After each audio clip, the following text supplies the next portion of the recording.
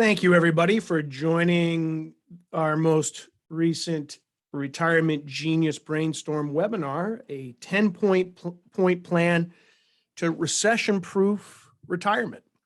I'm Chris Orestis, the CEO of Retirement Genius. I want to thank you so much for joining us today. Retirement Genius is an information and resource platform to help people achieve a well-balanced retirement. We focus on information and then tools for people to help with financial planning, health and long-term care security, and lifestyle enrichment. Our belief is you have to bring these three pillars of a well-balanced retirement together to help people achieve the retirement they want so that they can retire like a genius.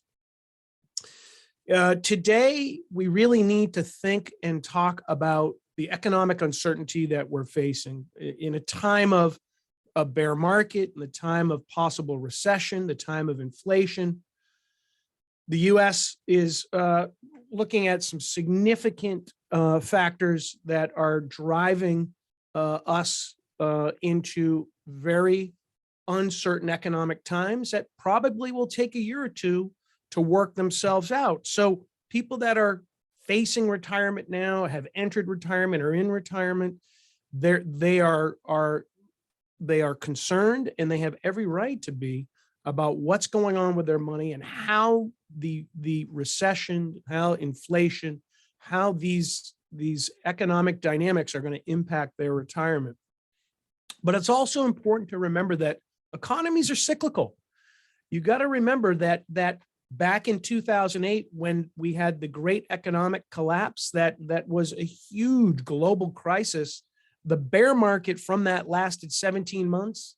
And then the bull market that came after it lasted for almost 10 years. And people that jumped out of the market and panic sold, they locked in losses and missed out on 10 years of an unbelievable recovery. And then more recently, the 2020 collapse due to the emergence of COVID and all the uncertainty that came from that bear market lasted for 3 months.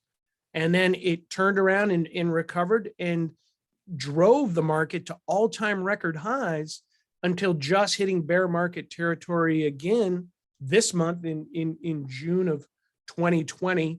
And we're already starting to see some signs of the market fighting for recovery to get itself out of bear market territory. So we're in that cyclical period, and it's important that people don't panic and realize that if they can, they can ride it out. And also, if they can and they haven't retired yet, one piece of advice I've been giving people is, if you can delay retirement for a little bit, you can hold it off 6 months, a year, even 2 years, you'd be smart to do that. You want to put yourself in the best position and your money in the best position when you retire. But regardless of at what point someone might retire, it's always advisable to continue generating income. Because remember, any money you earn in retirement is going to increase the longevity of the money you've saved and invested. A dollar earned is even more valuable than a dollar saved in retirement.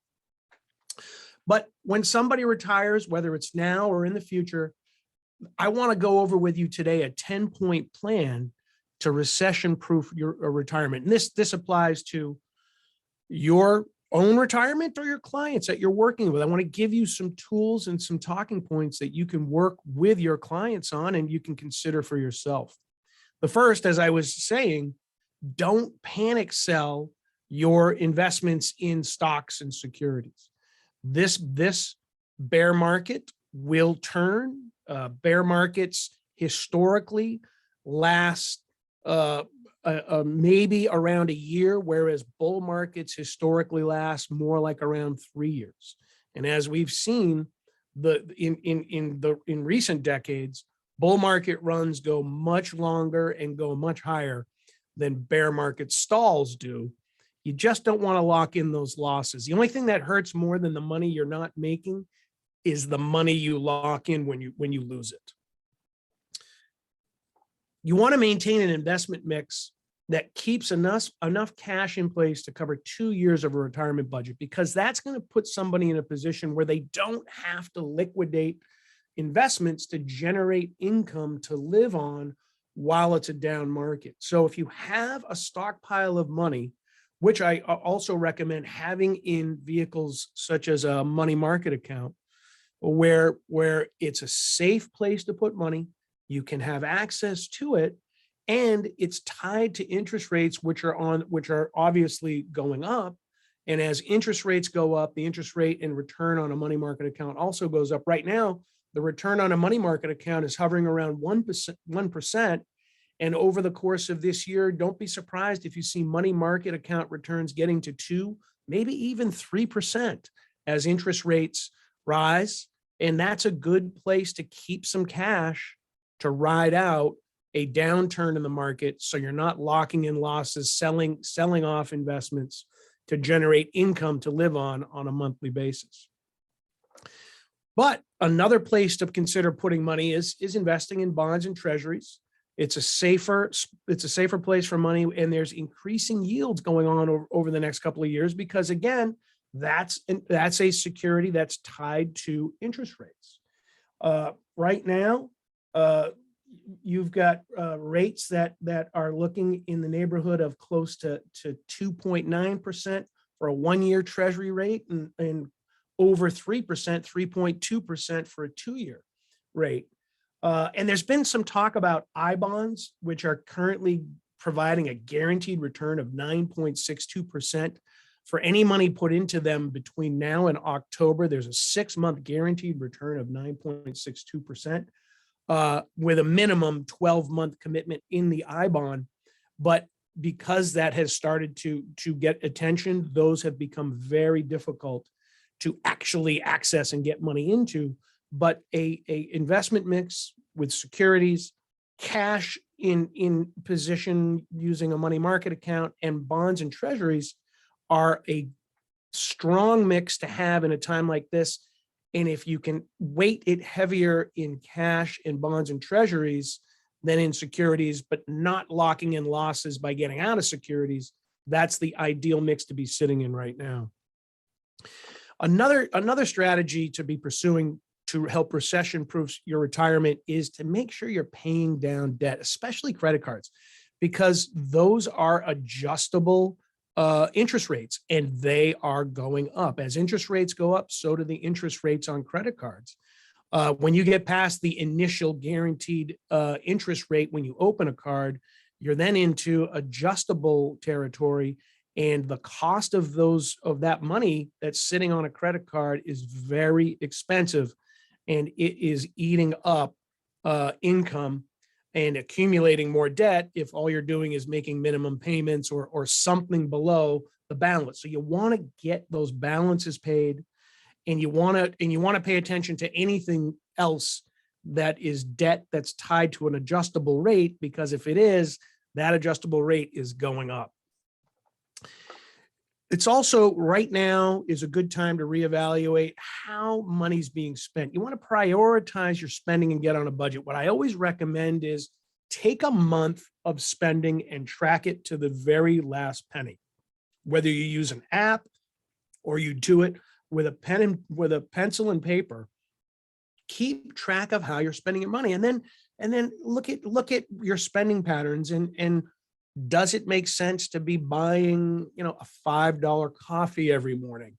And do you have a lot of money going out the door on streaming and subscription services? You really want to take a look at and audit where your money's going, decide if those are smart places for money, and are there things you can pare and trim that you don't need, and then get yourself on a budget. You'll be surprised if you go through the effort, hundreds of dollars, if not thousands of dollars in spending that might be considered at least discretionary, if not wasteful, could be trimmed, and that would make a huge difference for anybody's budget. I'm also saying at this point, you need to be holding off on buying real estate and even refinancing a mortgage, unless you're in an adjustable rate mortgage that you're watching it blow up and go into high territory. Because right now the real estate market is at the top. Interest rates are the highest they've been in a number of years, and you just want to sit out real estate for the moment and wait for the next year or two for that market to correct itself, and hopefully mortgage rates to get back down to the kind of lows we were seeing even just a year ago, where people were able to get mortgage rates in the sub 3% range, and now they're in the 6% range. And that happened in a 12-month period, but it could turn around and go the other way over the next year or two as well. This is also a really good time to be evaluating your entitlements coming from Social Security and Medicare. Don't forget, Medicare open enrollment is going to be coming up in October. And you want to make sure that if you're on Medicare, that you have the best configuration of benefits to your needs as well as your budget. And you've got a chance every year to recalibrate your Medicare. It's amazing how many people blow off the open enrollment period. They enroll in Medicare, and then they just sort of stand pat for years on how they're enrolled without realizing that they really need to take an annual look at their Medicare and is it meeting their needs? Is it meeting their budget, either as an individual or if you're a couple, you and your significant other and their Medicare benefits, how those are meeting your needs and your budget. This is a time to start looking at that and even look at professionals who can help with that kind of an effort. And then Social Security. If somebody qualifies for Social Security by the age of 62, they're certainly eligible to start taking their monthly benefit. But it's important to remember, if they do that, they're locking in the lowest monthly income that they're entitled to, and it will grow every year to a higher monthly income between the age of 62 and 70. So if somebody can hold off on taking Social Security and hold out a bit longer, the more they hold out up to age 70, the more they're going to lock in for the remainder of their life. A higher monthly Social Security check will be coming in. You also want to be taking a look at, do you have the right insurance in place? This is a good time between what we experienced in COVID now into these times of economic uncertainty to providing security for the future for yourself and your loved ones. Looking at and auditing, what do you have for life insurance? Do you have it? Do you have enough of it? Do you have the right forms of it? What about long-term care insurance? Even your health insurance. Is your health insurance that you're getting configured correctly to meet your needs? This is a good time to be looking at insurance and making adjustments where you can establish the best protection for your future. Don't overlook particularly opportunities to obtain insurance through an employer for those that are still working, to get group coverage at very low rates that may not cost anything or next to nothing for life insurance, long-term care insurance, disability income coverage, all smart, particularly when you can get some of that coverage through your employer. But this is a good time to be taking a look at that and making moves to make sure that you're protected, you and your loved ones are protected with the best mix of insurance. Another is guaranteeing a lifetime income stream or funds for long-term care through annuities. Annuities are actually a very well-performing asset right now, a very strong performing way to guarantee income, to limit losses and lock in some upside on returns depending on the type of annuity you select. There's also the PPA, Pension Protection Act annuity, which can be used for long-term care purposes and will increase the money in that annuity threefold for somebody who triggers the need for long-term care spending from that annuity. So looking at annuities right now is also a very smart move to help lock in income and a potential long-term care planning strategy as well. And then 10th on our 10-point plan is to look at the assets you have as a possible source of income. For example, a home. Would this be the time to tap into a home's equity through a reverse mortgage to establish income, a line of credit, or take a lump sum of money without then being responsible to make any monthly payments for as long as you're living in the home. A reverse mortgage would be satisfied after somebody has left the home. Another strategy using an asset would be using the secondary market value of a life insurance policy. Use it through a life settlement, where we've seen a very strong life settlement market over the last few years, and that is continuing right now as people consider whether or not they want to or can still afford to pay premiums on a life insurance policy, but instead of abandoning it and lapsing it or surrendering it for pennies on the dollar, looking at what its full fair market value is through a life settlement and getting a lump sum of cash, using an LTC life settlement to establish funds for long-term care purposes, or funds for annuities, or maintaining death benefit protection through a retained death benefit that it no longer requires premium payments as a reduced paid up policy through a retained death benefit life settlement. So remember, in times of economic uncertainty and turmoil, it takes a mix of patience and creativity to get through to the other side. There's strategies that, quite frankly, are smart strategies to deploy. As bad as things are feeling right now, remember, the underlying factors in this economy are what we are able to rely on to get us through this storm. Inflation will come down and the economy will turn again. The market will turn back on again. It's showing signs of wanting to turn back on again. There's still things that need to be worked out, but the US economy fundamentals in many ways are still strong. It's just, we've got to work out inflation. We got to work out a stock market that was overvalued, has now come down. We're starting to see a corner turning on inflation. And the economy will rebound, and we'll see it quicker than you realize. These things happen quicker than you realize. But for agents and advisors, you're particularly well positioned to be using these kinds of solutions as you're working with clients that are looking for funding for their retirement and long-term care needs. So we always encourage you to make sure that you're being as well-rounded as possible. Don't be out there trying to be a product salesperson. You want to be out there being a solution provider. And these are solutions. These are strategies. This is the kind of information. These are the kinds of tools that people are looking for. And then the products that are sold to help make them happen are a result of bringing the strategies forward. It isn't product first, strategy second. It's strategy first, and then putting the tools in place to execute that strategy that counts.